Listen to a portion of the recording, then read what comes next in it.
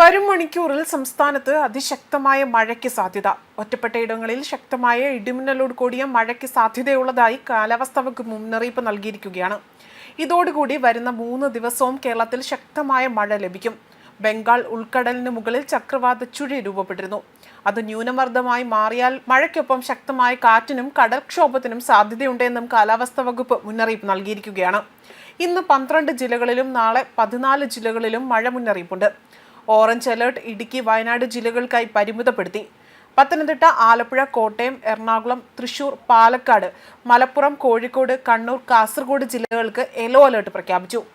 അതേപോലെ തന്നെ പത്തനംതിട്ട, കോട്ടയം, ഇടുക്കി, മലപ്പുറം, വയനാട് ജില്ലകളിൽ നാളെ ഓറഞ്ച് അലേർട്ടാണ് മുന്നറിയിപ്പ് നൽകിയിരിക്കുന്നത്.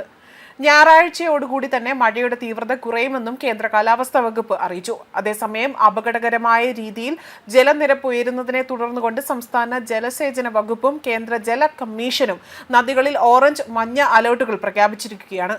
ഈ നദികളുടെ തീരത്തുള്ളവർ കനത്ത ജാഗ്രത പാലിക്കണം. അതേസമയം മുല്ലപ്പെരിയാർ അണക്കെട്ടിലെ ജലനിരപ്പ് 135 അടിയായി ഉയർന്നു. വൃഷ്ടിപ്രദേശത്തും മറ്റും മഴ ശക്തമായതോടെ ഡാമിലേക്കുള്ള നീരൊഴുക്ക് ശക്തമായി തന്നെ തുടരുകയാണ്.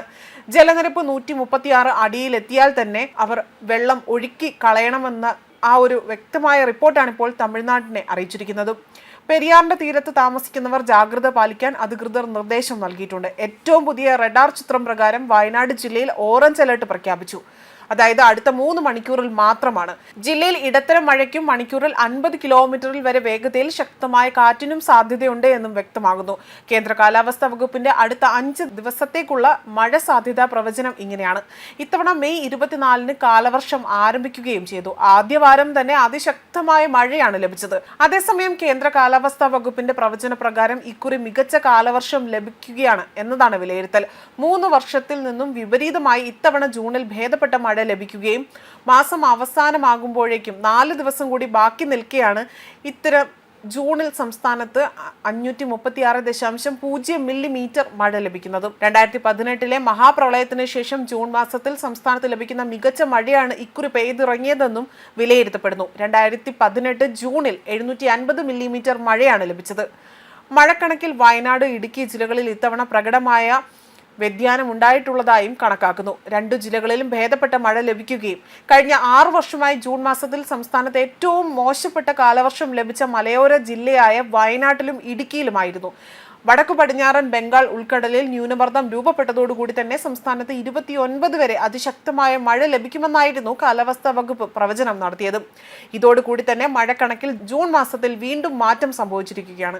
അതേസമയം വടക്കു പടിഞ്ഞാറൻ ബംഗാൾ ഉൾക്കടലിലും ഒഡീഷ, പശ്ചിമ ബംഗാൾ തീരത്തും അതിന് മുകളിലായും ന്യൂനമർദ്ദം രൂപപ്പെടുകയും വടക്കു പടിഞ്ഞാറ് ദിശയിൽ വടക്കൻ ഒഡീഷ, ഗംഗാതട, പശ്ചിമ ബംഗാൾ, ജാർഖണ്ഡ്, ഛത്തീസ്ഗഡ് ഈ മേഖലയിലൊക്കെ തന്നെ നീങ്ങാനാണ് സാധ്യത പറയപ്പെടുന്നത്. കേരളത്തിൽ അടുത്ത 5 ദിവസം മഴയ്ക്ക് സാധ്യതയുണ്ട് എന്നും, അതായത് ഇന്നേ ദിവസം ഒറ്റപ്പെട്ട അതിതീവ്രമായ മഴയ്ക്കും സാധ്യതയുള്ളതായും വരുന്ന ഈ ജൂൺ 28 വരെ ഒറ്റപ്പെട്ട ശക്തമായ മഴയ്ക്കും സാധ്യതയുള്ളതായ മുന്നറിയിപ്പുകളാണ് കേന്ദ്ര കാലാവസ്ഥാ വകുപ്പ് നൽകിയിരിക്കുന്നത്. ജൂൺ 26, 27-ന് കേരളത്തിന് മുകളിൽ മണിക്കൂറിൽ പരമാവധി 50 മുതൽ 60 കിലോമീറ്റർ വരെ വേഗതയിൽ കാറ്റ് വീശാനും സാധ്യതയുണ്ട് എന്ന വാർത്തകളും പുറത്തു വന്നിരുന്നു.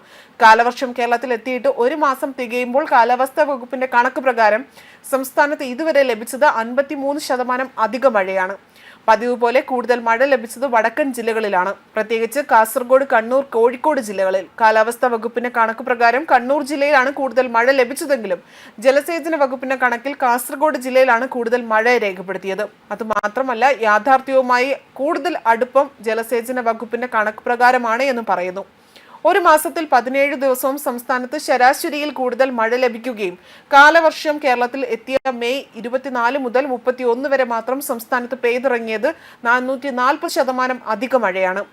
ന്യൂസ് ഡെസ്ക് കർമ്മ ന്യൂസ്.